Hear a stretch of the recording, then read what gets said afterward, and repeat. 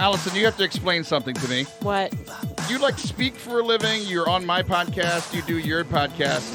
And yet when we do these commercials, you're super you don't want to do them. I don't want to do them. Why not? You spring them on me. I like to be prepared. I'm a perfectionist, Taylor, and you like all this improvisational stuff. I'm not a naturally funny person, okay? Well, that's what Patreon is for. Patreon.com/ForteCatholic. It's all the content like in the normal show where you're not prepared. And right, yes. It's where you put all of my bloopers. And you have a lot. I know! Patreon.com/ForteCatholic. You can help support the show. You also get behind-the-scenes content from every episode, bloopers, bonus content like behind the scenes with our guests, our co-hosts, and Allison being angry at me. Yes, lots of eye rolling. You can't hear that, but whatever. Patreon.com/ForteCatholic. When I do it, you can't.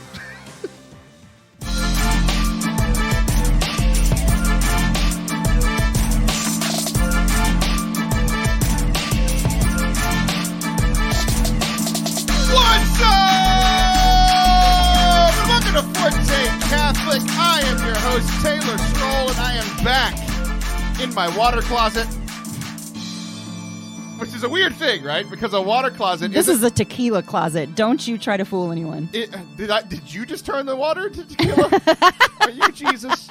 So, isn't a water closet a nickname for a bathroom? Am I correct on that? I'm not old enough to know this. In another country or something? No, I think just here a long time ago.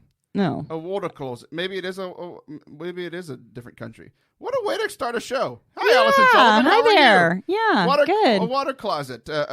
Let's try it out. Let's just try it out in public and see if people know what we mean. I see what you're saying. It's like a metaphor. I'm going to go talk to a man about a horse. No, a water closet is a real name for a bathroom. Just from a very long time ago. I think you made it up. But we're in a closet. I just looked it up on the internet. The internet never lies. Really? See, I take credit for things already invented all the time. In fact, I think I prayed HEB curbside into existence. Yes, you shared this before. I also thought that I made up the word dweeb in the 6th grade. Turns out it was already a word. So there's a lot of things that I thought when I was a kid that I invented. Yeah, like what? I don't remember. It was a long time ago, and I'm very tired. We didn't plan this at all. I love our conversations take such unexpected turns, Taylor. It's just our friendship live on the radio. Hello. Hi. So I can't remember what it was, but there was a thing that we did. Oh, okay. So when we played basketball, one thing that was popular when I was still playing basketball many, many moons ago was that everybody would say fire as they shot it. Like, this shot is fire. Like the fire emoji is that now, right? Okay. Mm-hmm. But we thought we invented saying fuego whenever we shot. We just forgot that every other country that plays basketball that speaks Spanish probably thought of it first. Right. We're so egocentric. But there is something that I did invent for an entire school. And I've never been more proud of myself. That's not true at all. But you know what? Let's just go with it because I think it'll make the story a little bit better. Okay. So when I was in college. Shining moment. Here it is. Here we go. My greatest moment of all time. My freshman year in undergrad, we got a football team for the first time ever. We had never had a football team in the 120-something year history of our school, so we said that we were undefeated for 120 years. Let me tell you, that ended the first game. In bummer. Very bad fashion. Apparently, if you have a program that's been playing football for a long time, you're pretty good at it. And if you've never done it before, probably not great. So our freshman year, they had all the practices, just no games. So that was boring. Oh, yeah. And they actually, would you go spectate practices? No. I was actually going to be at the practices. I actually signed on to play. And then they realized, when I realized that we weren't going to have any games, I was like, nah, I'm just going to run track. They have meets. Yeah, I was going to say, you used to be quite fast, so I hear. I did. And then I ate that man. He's dead now. The old has passed away. Behold, new things have come, including a belly. So, the second year, my sophomore year, was when we had our first game, the one that I already told you about. Didn't go well. Right. As a complete joke, so we were the Cardinals. As a complete joke, I held my hands, and I'm going to explain this for the radio audience. So, one of my hands, I kept picture me holding a high five up. Okay. And then I put my pointer finger and my thumb together. Yeah. To make a little bird. Sure. It looks like a little bird. Yes.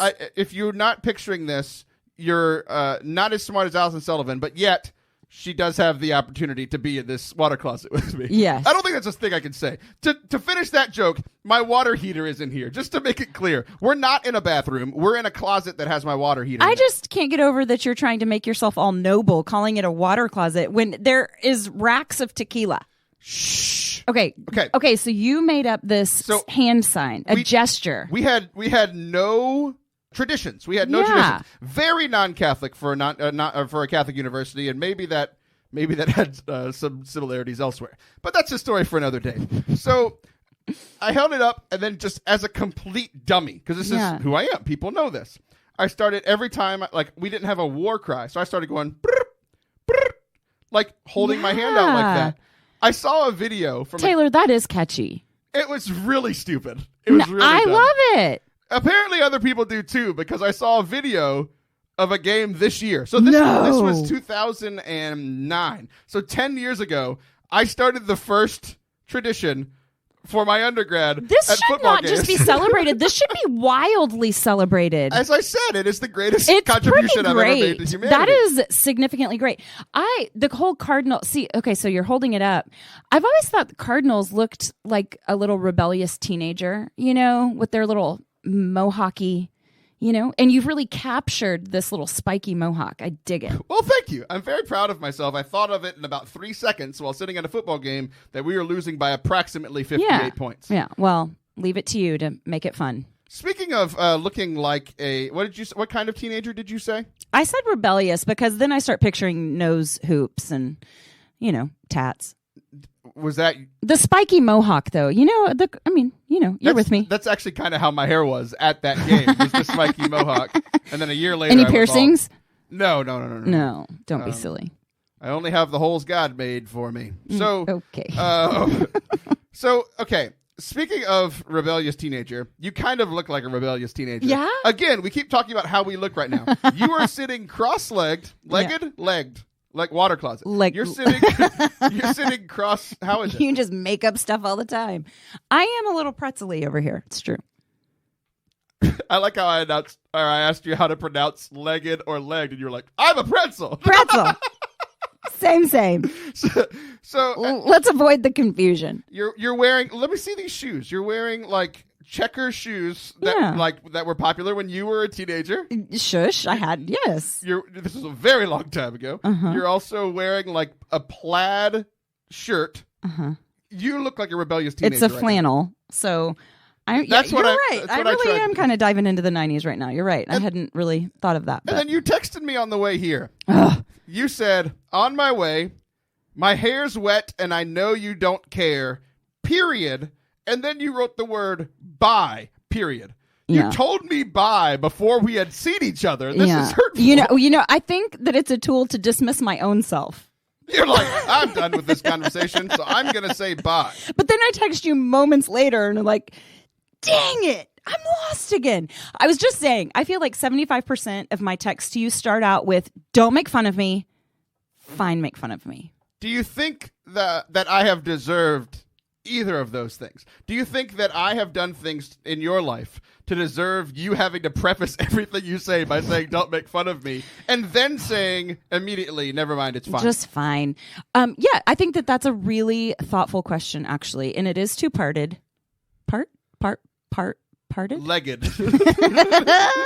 Okay, but the first part is yes, you have reason to make fun of me. You know a lot about things that I don't know anything about. Like, not just, I dabble in, wires and technology and Wi-Fi. Like, I know dabble nothing. In wires. I need to put this in my bio.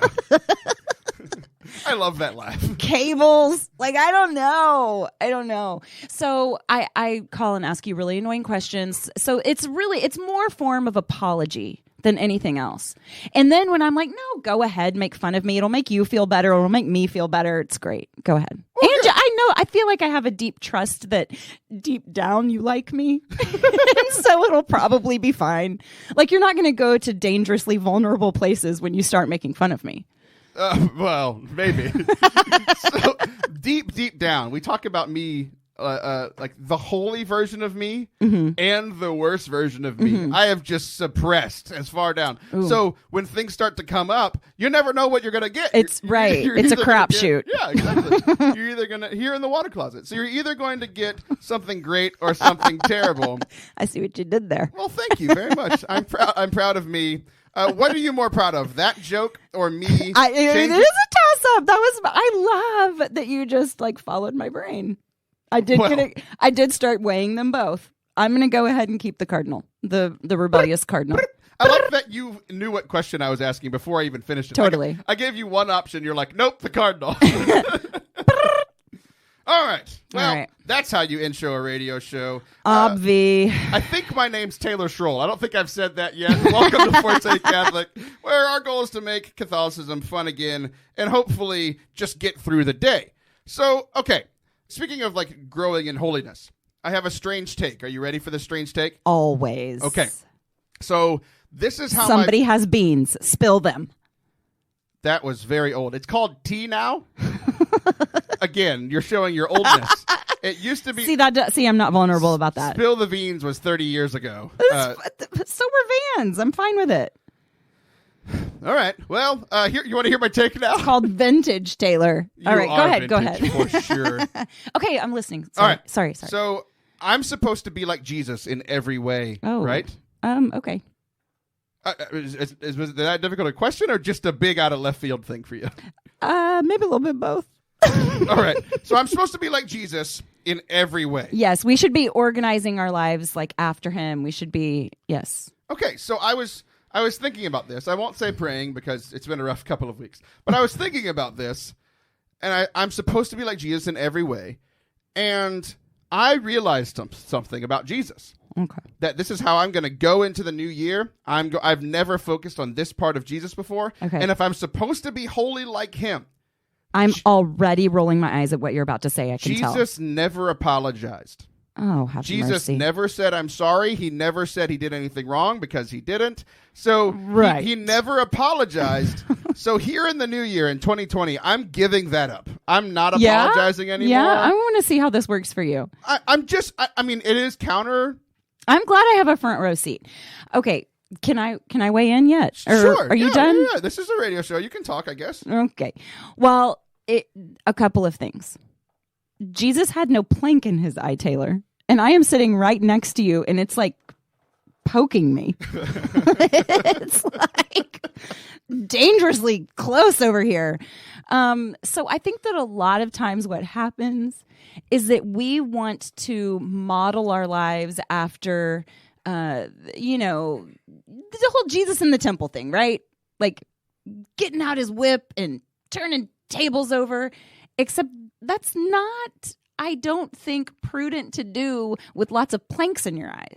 So I think that when we try to mimic this part of Jesus with planks in our eye, we're really just like Peter whipping out our sword and lopping off ears. And Jesus is like, oh man, okay, here, I'm gonna fix that. Jesus didn't apologize to that man on Peter's behalf, and Peter didn't apologize either. He just okay, was but like, he fixed it. He fixed it. Doesn't that imply you shouldn't have done that? If I'm having to, we're just causing him more work, okay? So I think that we're supposed to take up our cross, not brandish our whip. That's all I'm saying. Why can't I just make the cross out of the planks in my eye? I already have enough of there the you lumber. Go. And then carry it around. So you don't like this take about apologizing? I mean, for entertainment, yes. I'm not just doing this for entertainment. I'm giving it up completely. I'm tired of saying I'm sorry. Have you had a bad experience? Because usually it feels good.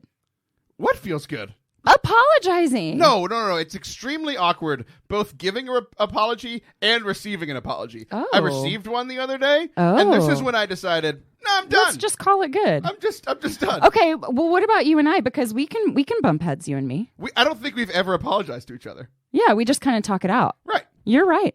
Which I like, all right? And our friendship is fine. We're good. We are. And we've never apologized. So we are the model of friendship. I am the model of Christianity following after Jesus. Well, now you've persuaded me. I'm into. Well, good. Okay, let's try another take. We've solved that one. Here's another thing that I just absolutely love. Okay, we've talked about silence on the show a lot over the last year or so because I'm not very good at it. Yeah. We have this yearly. Yeah, that's true. Right. Yeah. I'm not apologizing for it. I'm just letting you know. So it's the way I am. So we talk about it about once a year on the show, but we've talked about it a lot recently because people want me to stop talking. So really? Yeah, sure. I mean, is this surprising to you? I'm just glad I'm in good company. Oh, that's very sad. Don't say sorry, though. Okay, so my good friend Edmund Mitchell. Have you heard? Do you know? We've talked about Edmund. Yes, I haven't met him yet, though. Yeah, that's right. Because when I was at his house recording his show, called the show, I texted you at like 1 a.m. I know. Hey, you should come hang out with this guy. I know. So, I have also. Last year was the year of silence. And the year of like focusing on silence and trying to have more silence in my life. And it went well at times and not well at other times. Well, again, I'm making another change. I'm not apologizing. And also I'm getting rid of all the silence in my life. Are you ready to hear why? Yeah. Okay, so Cardinal Sarah, who we've talked about a lot. Strange name for a cardinal, but whatever. So he talked about, he wrote a book called The Power of Silence, okay? You liked that joke. I'm making you happy today. I feel like you missed me, and you haven't said anything nice yet. So Cardinal Sarah wrote this book called The Power of Silence. Mm-hmm. And do you know are you young enough to know what a clapback is? Sure. What's a clapback? You know, a retort. There you go. A retort. What an old lady word. Okay. So a really sassy retort. It's a sassy retort. It is a sassy retort. So Cardinal Sarah, currently alive. St. Catherine of Siena, I'm not sure when she lived, but most definitely dead because of that saint title in her name. Sure. I am aware of this. So Edmund retweeted. All right. So Edmund retweeted this quote from St. Catherine of Siena saying, "We've had enough of exhortations to be silent! Exclamation point. Cry out with 100,000 tongues. I see the world is rotten because of silence." And he said this was a clapback against Cardinal Sarah's book, which is funny in many ways because it is very different than saying to be silent. But it's also just really funny to me that he's using a clapback from something that happened hundreds of years ago to something modern. It's a very funny joke, and I'm very proud of my friend Edmund. No, it's good. You know, what she's doing is she's empowering people. Which of course, I'm all about. And really it comes down to, if you're somebody that is apologizing too much, then you should probably have an interior look about why that's happening, right? Wait, are you still talking about apologizing? No. Can you just hold on a second? Are you trying to link these two things that I definitely didn't mean to link? Yes. So, but if your tendency is to be silent, then you should probably have an interior look about speaking up. If your tendency is to be constantly talking, you should probably have an interior look about being quiet. So it depends on where you are, how you take this, I'm on the I talk a lot side. But you're staying comfortable in all circumstances is what's happening. You're like, I don't like to apologize. I'm not going to do it. Amen. I don't want to be silent. I'm not good at being silent. I'm not going to do that either. Forte Catholic in 2020. Instead of growing as a human person, I'm just going to relook at the things that I'm not good at and reframe them to make them sound Jesus-y. Does that sound like a plan? Well, that's all we have time for this first segment. What a first segment of the first show of the year with Miss Allison Sullivan. I'll be right back with a guest. She won't, because again, I didn't schedule one, but Allison will be back in about 20 minutes. Don't go anywheres.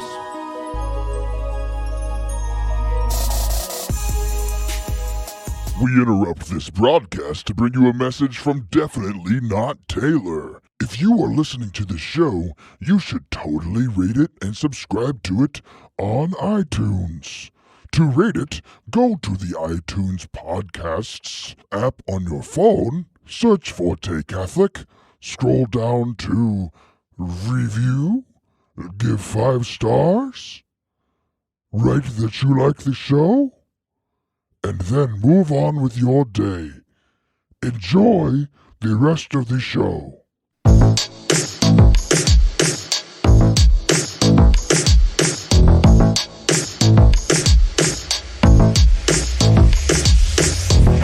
Welcome back to Forte Catholic. This is Taylor Schroll, and today's guest is a person that I've known of for quite some time, but we've never really met until last month. And even then, We didn't really get to spend so much time together. It was more like, hey, I know who you are from the internet. Nice to see you.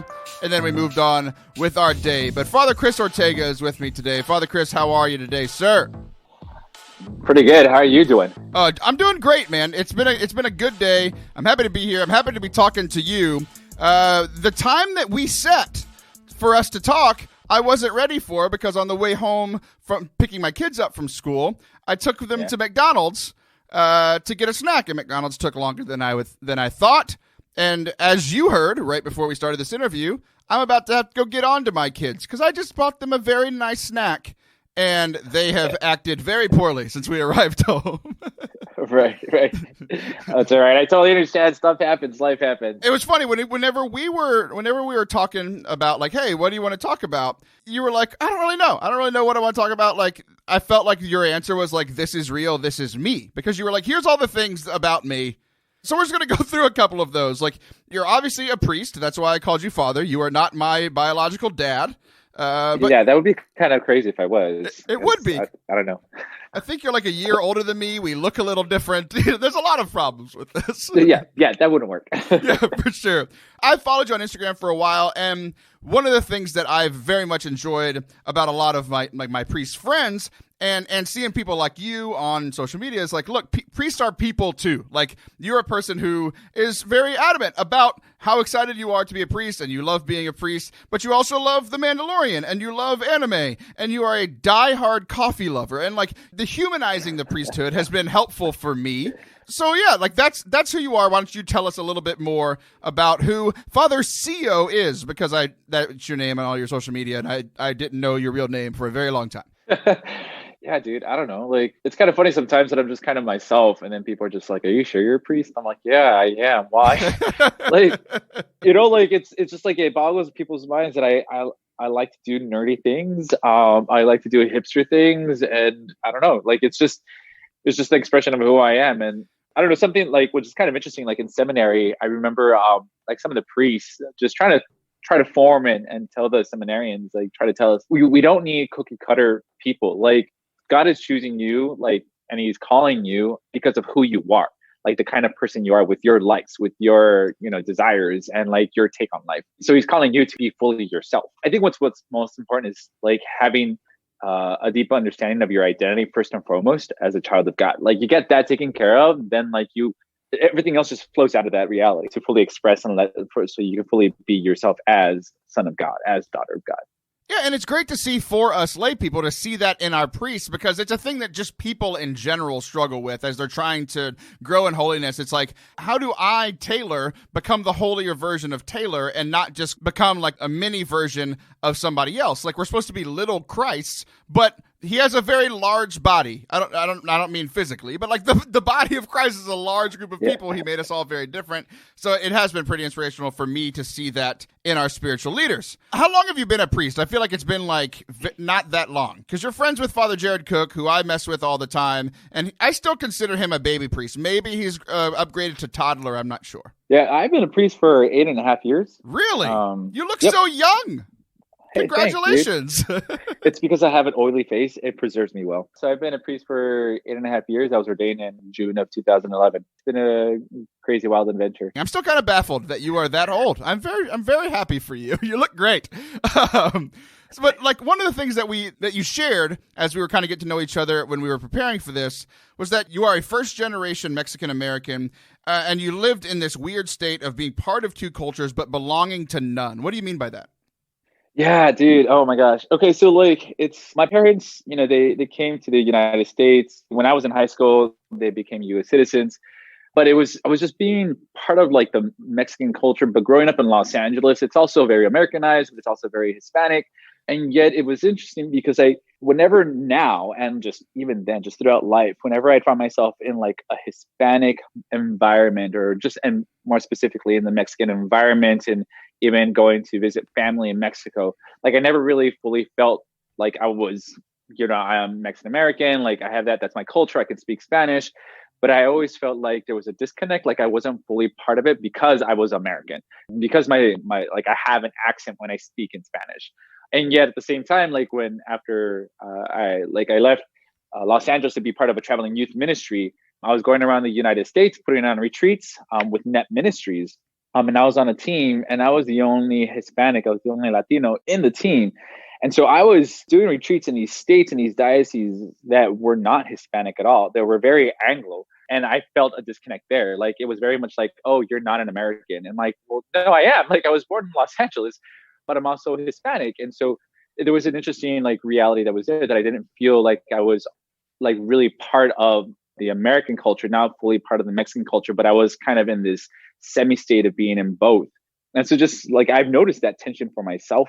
And so that's why sometimes like I relate a lot with the young people that come from that kind of background, where they have that tension, where like their parents are coming from a Hispanic Latin American country, but they're being brought up in the United States, and they're kind of in this American culture, but they're also Hispanic, but they don't feel like they're part of both, but they don't belong to one or the other. It's just this weird, interesting like dynamic and tension and reality that we find ourselves. It's so interesting because, like, I never knew this growing up. Like, I grew up in South Texas. There's a large Hispanic population, and I never knew that this was a thing that people struggled with. And then most people know that I've married a Hispanic wife. Like, she, not first generation like yourself, but still relatively new, generationally speaking, I guess. I don't know if that's relative, but you know what I mean. Like, yeah. I think it was her grandparents that came over, and then it's like that was kind of like my first experience with it. And now we work with a lot of primarily Hispanic parishes, and the young people are absolutely struggling with this. It's like they're the bridge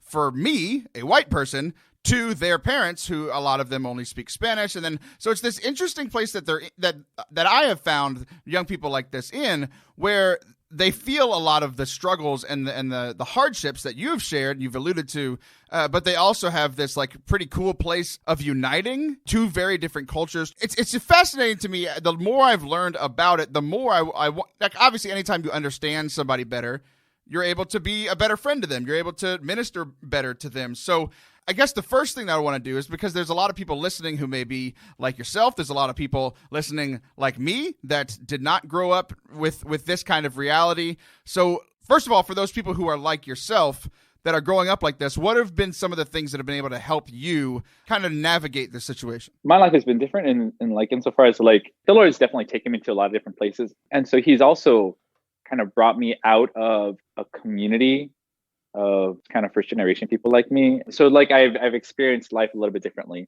being a missionary and then a student, like in other places that it's not from like my hometown and homegrown, and then being now in Georgia, in the South. And so I don't know, like what's helped me. Like, first of all, I think realizing that it's okay. Like, it's okay that I'm in this tension, and really there are more people around that are actually experiencing it.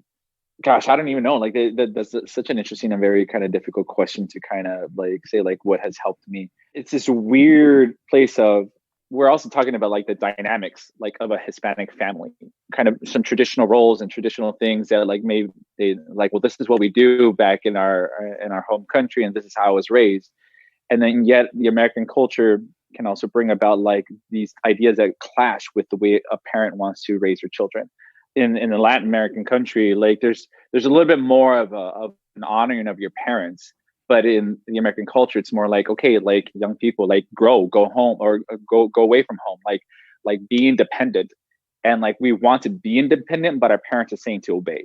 You know, we want to be able to go out, but our parents are always just like on top of us. You know, how do I deal with that? Like, how do I navigate that? And that's still, I'm not even sure if I still have an answer for that. Like, well, I can tell you that you have an answer. I can tell you what answer you gave. You took a vow of obedience, so you listened to your parents, and I'm very proud of you.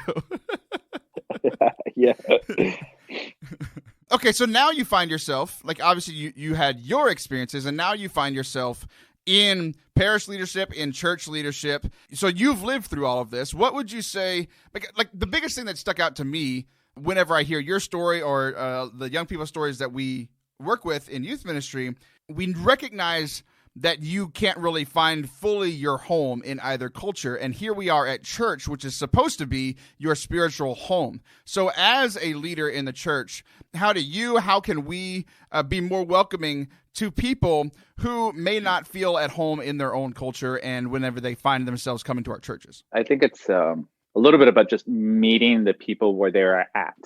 Like when we talk about culture, culture is ultimately like those signs, those things that are spoken or done that express how one sees life, how sees reality, how they perceive it. And so culture can range from, how someone speaks, inflection, idioms, to how one, some people may use more of their hands and how they're talking physically, images, and even just kind of into the faith of like Our Lady of Guadalupe, for Mexicans, but it's Our Lady of Caridad for Cubans. And so like there are different things that a person has that they've been brought up and formed with to express how they see life.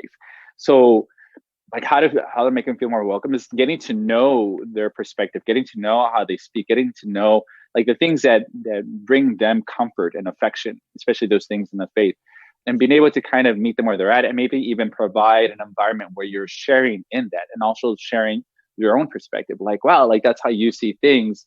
That's, your notion of family and like what's important. And like, let me share where we're coming from. So being able to share and respect each other's expression of life. It's fascinating because like one of the big questions we always have within ministry leadership is like, at a parish, like just where we all go to church, how do you separate things and to meet people where they are, and how do you unite an entire community? Because the parish is supposed to be one parish, and yet so often a lot of our parishes feel like two parishes. It feels like the English-speaking parish and the Spanish-speaking parish, or however you want to divide up the dynamics there. And so, like, obviously, like, people feel more comfortable praying in their own language. They have these cultural connections, like to Our Lady Guadalupe and that other word that you said that I can't say because I'm very white.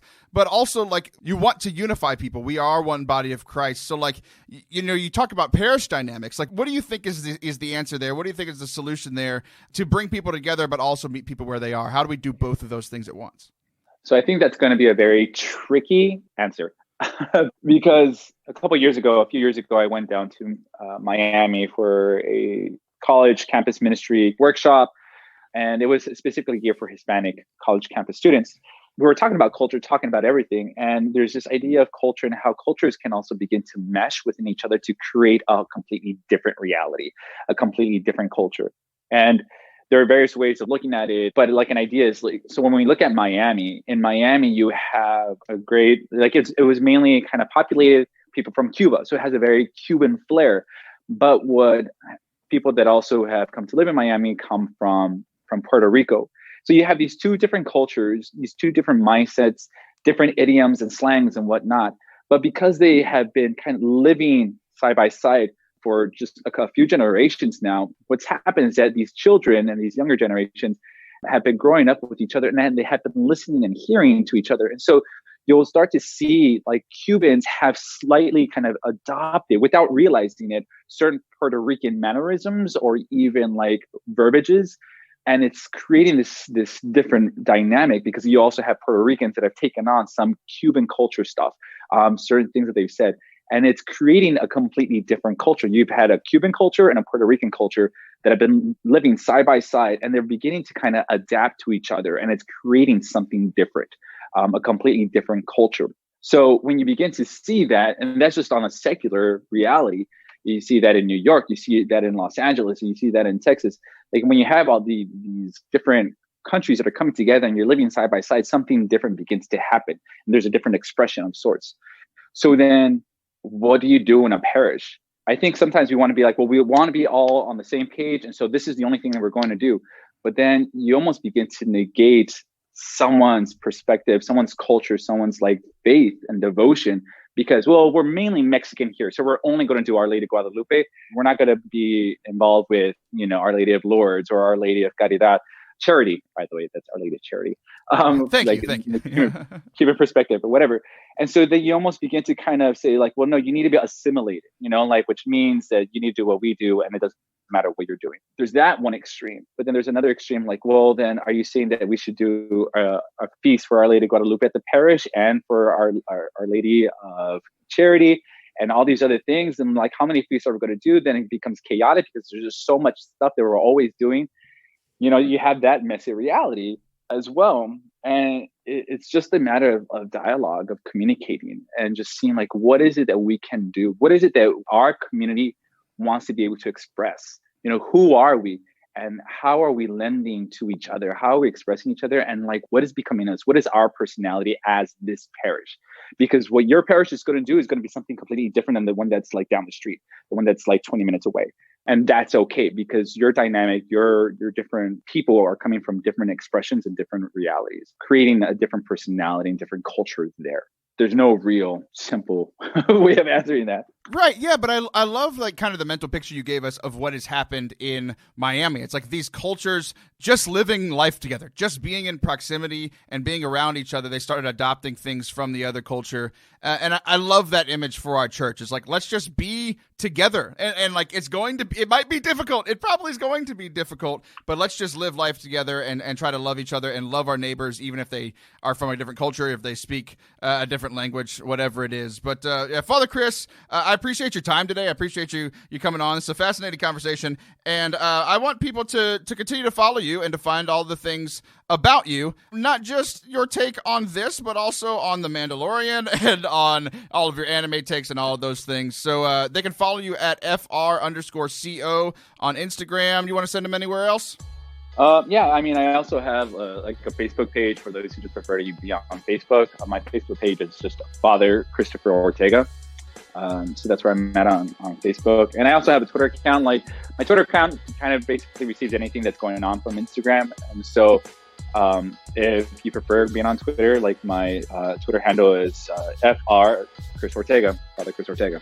Awesome. Well, thanks so much, man. Go follow this guy. He's a lot of fun, doing a lot of great things for the young church, even though he's much older than I thought he was. Don't go anywhere. We'll be right back for our final segment of the day. Allison, if I say turn it to 11, do you know what movie I'm referencing? No. I think it's Pulp Fiction. I'm not quite sure. I've never seen it. But it's a thing that people say. And that's the reason why I decided that fortecatholic.com/beard, the discount is 11%. Not 10. Everybody else's is 10. I have the highest percentage off of everybody because 11. Because I'm smart. And I was like, smart. You are smart. Oh, that's all I ever wanted. We can stop recording. I just wanted that recorded somewhere. ForteCatholic.com/beard. You can get 11% off your next order. I just ordered my new order of Catholic Balm for my beard because I needed more, and I just got it like trimmed down, and I wanted it to continue to look pretty and to smell good so my wife will still love me. So if you too want your wife to still love you, or if you're a woman and want to smell nice as well. Yeah, no, this is for like intentional beards, not accidental ones. No, it's for all beards. All are welcome. All are welcome. All are welcome on this face. Okay, I had to finish that. I had the joke, and it kept going. But if you're a woman like yourself, you can get lip balm. You can get like hand lotion. You too can smell like a pretty person. I do have the occasional stray hair. It'll work. It'll work. On your arm? I don't know what we're talking about. No, that's the accidental beard. Where you're like, beard. Husband, tell me these things. Oh, well, I'm not your husband, but I'll be sure to tell you if I ever see it. ForteCatholic.com/beard. TMI.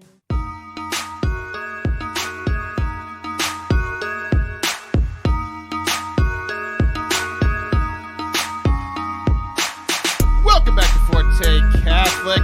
Boy, what an interview that was. That interview that I haven't recorded yet. Have no idea who it was, but they did a great job. Didn't you appreciate their insights, Allison? I was blown away. Wow. Just so special. Wit, insight, humor. I mean, I think it might be the greatest interview we've ever done because you weren't there. Oh. I'm just kidding. That was unnecessary. Remember that time 20 minutes ago where you said I wouldn't joke about things you're actually insecure about? Well, proved you wrong. Yeah, and you're not going to apologize for it either. I'm not going to apologize. I'm just going to sit here and get over it. This segment we are going to talk about, we joked about the ways I'm not going to grow in my faith this year in the first segment. We're going to talk about one that I actually might try. Oh. But first, we have some fun reviews to get through on the show. Reviews of the show? Reviews of the show. Yes. I don't think I've ever gone through any of these with you. Okay. It's a lot of fun. I've never done this before. So a while ago, we did a live show. And during the live show, I said, if you are in the crowd, right at the end, if you're in the crowd and you enjoyed this, and even if you did it, I want you to lie, go to iTunes right now, go to Apple Podcasts, leave a review. You can just give it 5 stars and lie. I don't care if you didn't like it or whatever. There are priests here. I think I made some kind of joke about like they'll give you forgiveness. Like perfect. It's kind of like the thing when Yeah. they're like, I can't think of the fancy Catholic name for it right now, but it's like, it's on a day of fasting, but the priests are like, nah, you're good.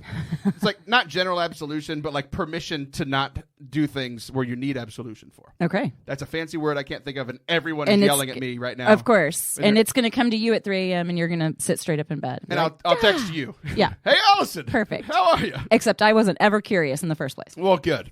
Okay, so here we go. Here was a couple of the reviews that we got, and I laughed a lot about them. Okay. But you're a published author. Like, you're a real writer. And what I want is to get your feedback on how these stories sound. Okay. Remember, I told these people to lie and say nice things. Okay. Okay. This I have one- not seen these. You have not. Yeah. I perfectly and on purpose did not prep you for any of this. In my head, as I thought of that sentence, I said, there are too many P's in this sentence, and I couldn't think of a way out of it. A little alliteration is good for a good story. So you're heading us in just right. All right, here we go. I give me a 1 out of 10. Let's see how Desiree did. Okay. They literally paid my college tuition, is how this starts. Oh. I heard these guys for the first time recording live at SLS 20. They called me into a van. Okay, we recorded in a van live at SLS. I know I've talked about this and there's been pictures, but just like the water closet joke, I have to make sure, just so I don't get canceled. This was a van in public with the doors open that we recorded it. Okay. Okay, they called me into a van, cried about the shaving of facial hair, and then just offered to pay my college tuition. I was like, are you sure?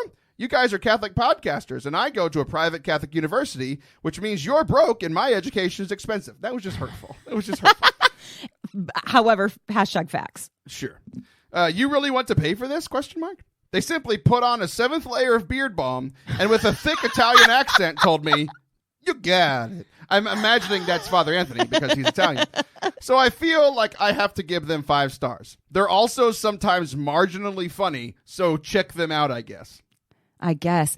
Girls got jokes. I like it. Nice job, Des. So feedback rating. Yeah, that's 10 out of 10 for me. Are they going to go up from here? They can't go up from here. That was great. There's another one that's pretty great. Beard balm in a van. I mean, and then paying her college tuition. It's great. We're I love great it. people. We're great people. Yeah. So in order to I fulfill guess. this promise, go to patreon.com/Forte Catholic because apparently I'm paying Desiree's college for the rest of the time. Okay, there is one more that I think might be one of the funniest and well thought out reviews of any podcast ever. All right. Well, But like a good radio personality, again, another P word that I couldn't think of. I guess I just have like a strange lack of pee in the water closet. Okay, so I have to get to this one. No. Okay, hold on. I feel really loyal to Desiree. I don't even want to hear it, but go ahead. Okay, we're not there yet. You weren't listening at all. I'm teasing that one out for later. We're going to get to 2 other ones and then get to the hilarious Oh, one. gosh. Okay. That's go. how this works. Okay. I got this one on Instagram because they didn't listen. I mean, they said nice things, but come on, like DMing me on Instagram doesn't do anything. It only makes me feel good. It doesn't help the show at all. What's wrong with you? Right. Okay. Well, they were not going to be manipulated by your little ploy is what it was. I guess so. They need to listen to the first segment and be less good people. Okay. So my 11-year-old son likes listening to the podcast. He'll ask if we can listen to the loud Catholic dude. Love the show and keep it up. And this is funny because this is all because of the warning at the beginning of the show. Have you heard the warning? Sure. Yeah, it's Dennis Have Maka I ever? from Red Sea Catholic Radio, and they made this because one of the people on the Yes. board almost got into a car accident at the beginning of my show. So they made a warning so that they didn't get sued. Mm-hmm. And people love it. Like, people are walking around. Like, I was at the conference and they were like, I love the warning. And like, they're like, it's the favorite part of the show. The only part I'm not in. So it's a little hurtful, but also very good. So I liked that one. I like that one too. It's on your computer, which is a little far away, and we've already joked that I'm elderly. And so what I thought it said was, if we can listen to the loud Catholic drunk. Well, you have pointed out certain things in this room multiple times. I do like a drink, but I've never been drunk. Did you know that about me? I've never been drunk. You don't believe me. I'm serious. Definitely don't believe you. I'm like 8,000 pounds. It's impossible for me to get drunk. Maybe you're just immune. I am immune. It runs in my blood. I'm Cajun. Wow. We can't do it as a people. We're tipsy just sitting in this room Totally. next to the tequila. I'm like secondhand drunk. Okay, here we go. Are you ready for this? This is the big one. Yeah. This is the big one. This one is titled, I walked through the desert in some shoes. And then it says ... and I can't read the rest of it. But here we go. Okay. I was sunburnt and parched from wandering through the desert in search for enlightenment in the form of knowledge and the most amazing taco known to man. They appeared unexpectedly, like angels would in the Old Testament. In parentheses, you know the kind. Oh, nice. This is so strange. And Lots I of love it. eyes. And invited me to sit with them in the shade. Thank God she didn't say van. Okay. I thanked them, grateful to give my feet rest. My feet a rest. I'm your editor now. Quote, I see that you are a fan of holy attire as well, the bearded one exclaimed, pointing at the saintly socks that peeked above my hiking boots. A plug for Sock Religious, yes. right in the middle. I love how they peaked. Great use of the word peaked. Go ahead. That peeked above my hiking boots. So good. Join us for dinner, my friend, and tell us what you have seen. We spoke for hours around the campfire, telling tales of our lives and the wonders God has breathed into them, until at last, weary from walking and my now full stomach, I fell asleep. When I awoke, I was alone again. There were no signs of my hosts anywhere. But as I looked around in wonder, a mid-sized Tupperware container caught my eye, with the quote, "May the Lord watch over you." The post-it note on the lid read, and inside, the most delicious-looking tacos from my old neighborhood taco shop waited, hot and fresh. I made my way back to civilization in silence, still in awe. Who were these mysterious men in the desert? What is Beard Balm? And how is the bearded one so joyfully loud? I was full of questions, but too elated to speak them out loud. The podcast is good, too. Oh, my gosh. That is gold. I love that you're supplying people with college educations and tacos. What else do you want, people? I mean, everyone should go rate me 5 stars, just based on how those people responded. I hope that they both have blogs. Is that still a thing, Taylor? No. Blogs went out of fashion when everything you're wearing did. So. You can microblog on Instagram, I hear. I never read them. So yeah. Here we go. Do you know what TLDR means? I see it all the time. You do? Yeah. Too long. What? You should know because it's how I feel about every one of your Instagram posts. That hurt. That one really hurt, Taylor. Take it back. You know this. That hurt. You know this. We've talked about this. TLDR means. What does it mean? Too long, didn't read. Okay. You share these beautiful pictures, and then the writer in you, like I write, like, this is my kids at their birthday party, post. You write 8,000 pages of a book and then hit post. I'm like, did you expect me to read it? I did not. And I do try to mix it up very purposefully with, just one hashtag that I thought a long time about. I stood firm at the beginning of our show saying I wouldn't apologize anymore. You look like you need one. I do. But I can't. No. I've already said it publicly that I'm not going to apologize. Come on. For me. Come on. Come on. Here we go. Come Are on. You ready? Come on.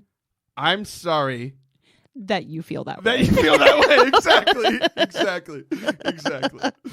All right. Doesn't count. I'm glad we made it through this. Okay. Our friendship will survive. You get to stick to your narcissistic resolution that's going to make you lose the couple of friends you have left. Taylor. Oh, wow. Now you're throwing things from our private conversations in just to be hurtful.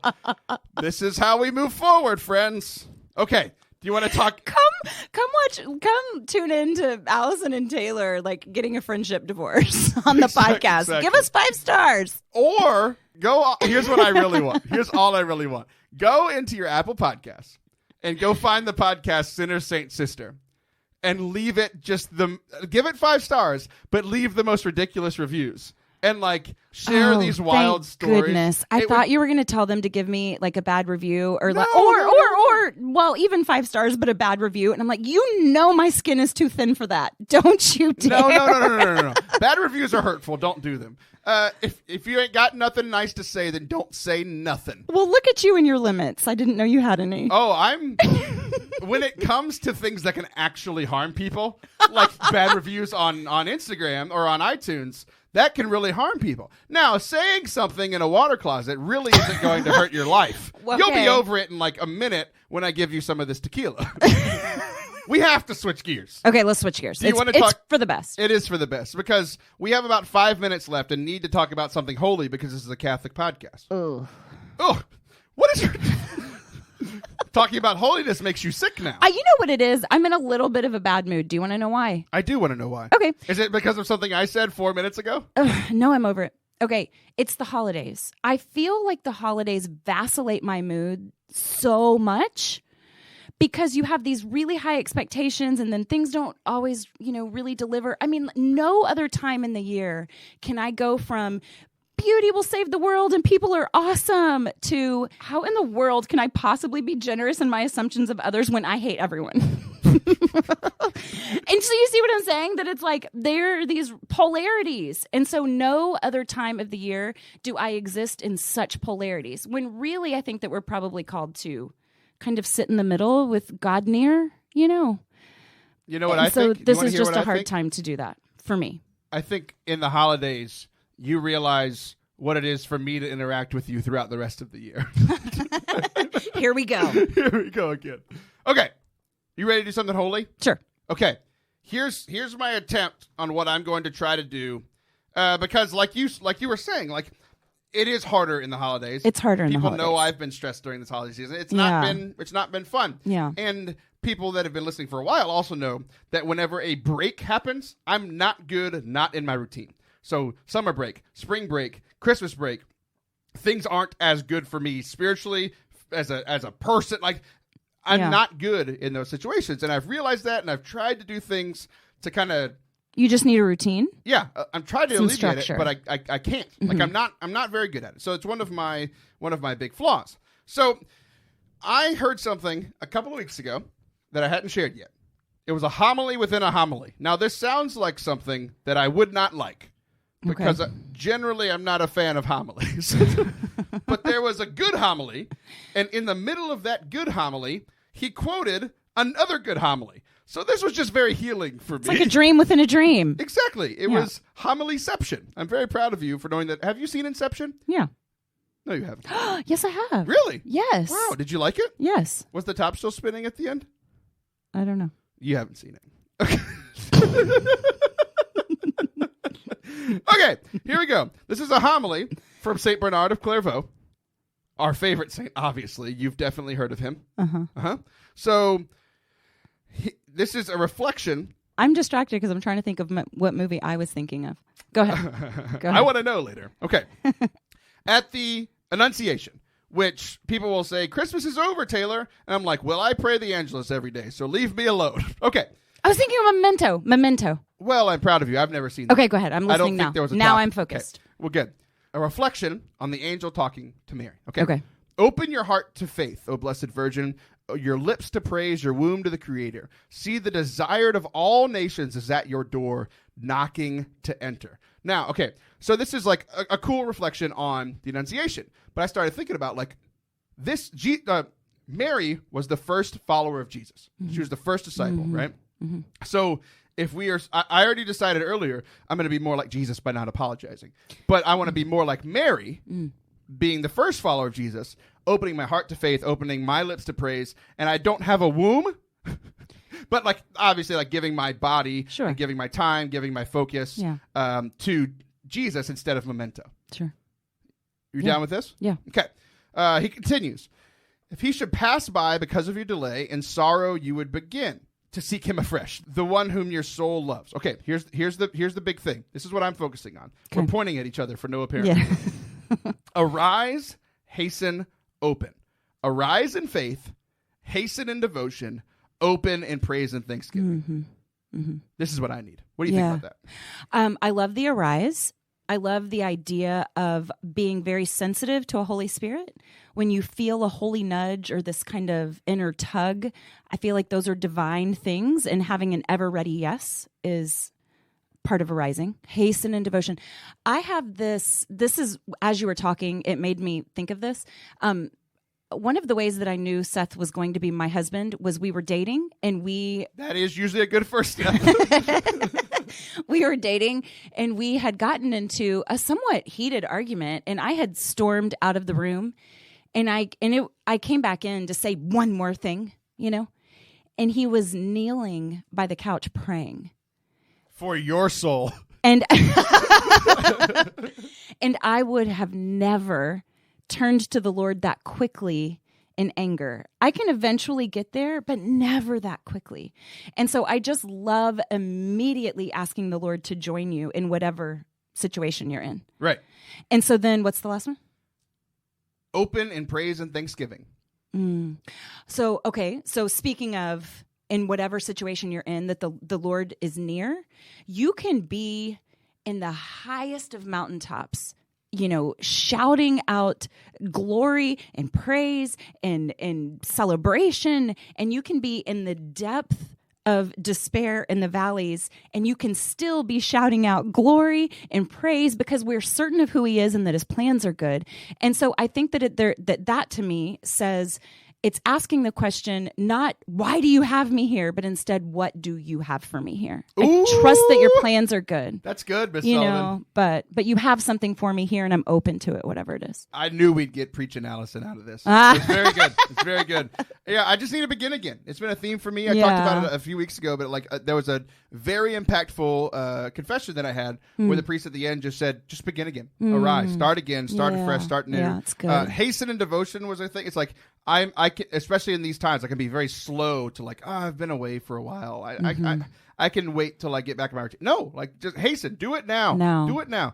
And then just being open in this praise and thanksgiving, realizing that even if I have not been doing the things that I need to do, God still loves me anyway. Yes, he does. Despite what Miss Sullivan will tell me every day, God still loves me. Allison, I love you too, Taylor. This was You fun. don't ever have to apologize to me, I don't think. I won't. I reserve permission to take it back. I'm going to take it back.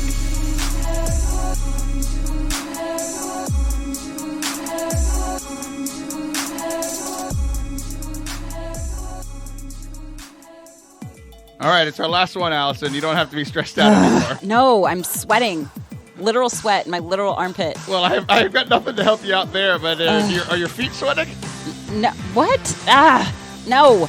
Well, Actually, I just checked. Yes. They are? Yes. Are you lying now? Because you said that they weren't. No, come here. No, thank you. I don't want to. I never want to touch your feet or socks, but I can buy you some new ones. I'll touch those before I give them to you. ForteCatholic.com/socks. I can get you some sacrilegious socks. Featuring Jesus. Oh, my gosh. Maybe when you said you weren't good at these commercials, you were right. I should have listened to you. Some totally holy footwear. Oh, my goodness. Oh, man. I'm going to go punch myself into that wall over there. That didn't make any sense. But oh, my gosh. Great saints, the Jesus, who's my favorite Jewish Catholic.